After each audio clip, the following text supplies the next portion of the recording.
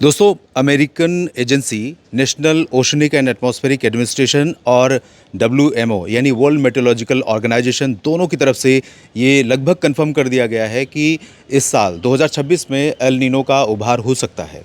यानी प्रशांत महासागर का नीनो रीजन का जो टेम्परेचर है, मैक्सिमम टेम्परेचर वो राइज़ कर सकता है। उसका इम्पैक्ट कहीं न कहीं भारत के और तमाम उत्तरी गोलार्ध और भूमध्य रेखा के आसपास के क्षेत्रों पर इक्वेटर के आसपास नज़र आ सकता है, ऐसी आशंका है। इससे पहले सर्दियों से पहले लानिना की संभावना थी और लानिना का इम्पैक्ट था उत्तरी गोलार्ध यानी नॉर्दर्न हेमिस्फीयर पर, उत्तरी गोलार्ध के कुछ ऐसे देश जहां पर बर्फीले तूफान की आशंका थी और उसका प्रभाव भी दिखाई पड़ा था।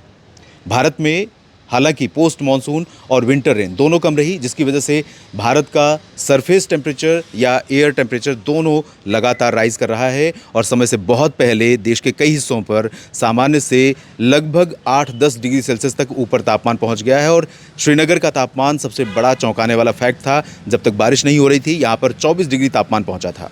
उत्तर भारत के मैदानी क्षेत्रों और उत्तर भारत के पहाड़ों पर आने वाले समय में कुछ बरसात होने वाली है।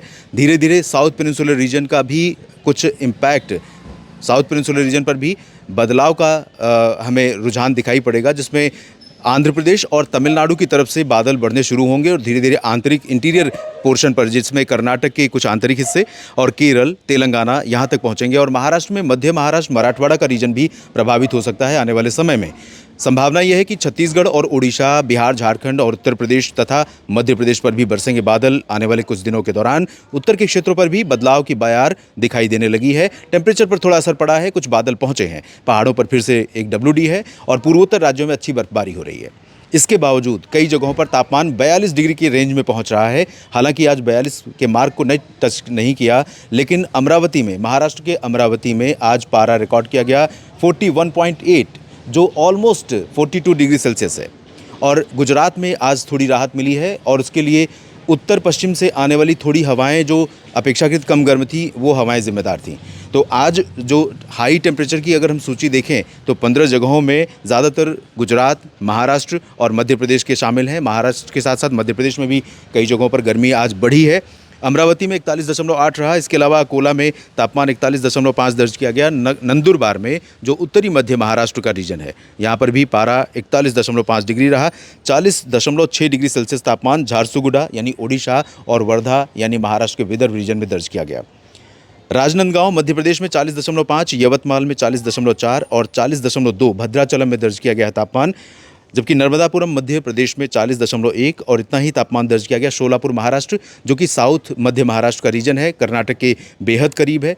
कर्नाटक के इंटीरियर पोर्शन में और कोस्टल पोर्शन पर भी तापमान में लगातार वृद्धि हो रही है और इस वृद्धि के लिए अलग अलग फैक्टर जिम्मेदार हैं, जिसके बारे में मैं लगातार वीडियोज़ में जिक्र कर रहा हूँ।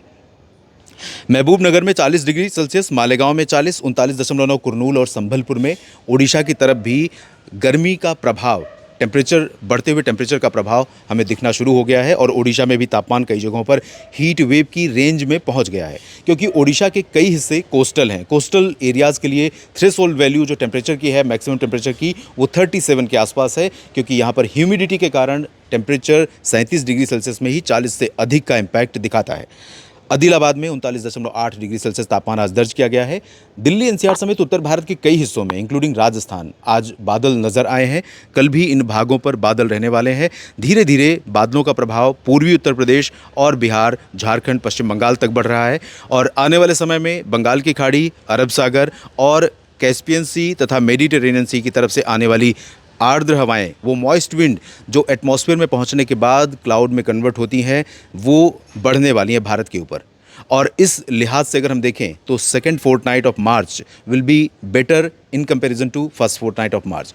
पहले पखवाड़े की तुलना में हमें दूसरे पखवाड़े में अपेक्षाकृत कम गर्मी देखने को मिलेगी, ऐसी संभावना है। लेकिन ये प्री मानसून रेन कई जगहों पर किसानों के लिए चैलेंज बन सकती है।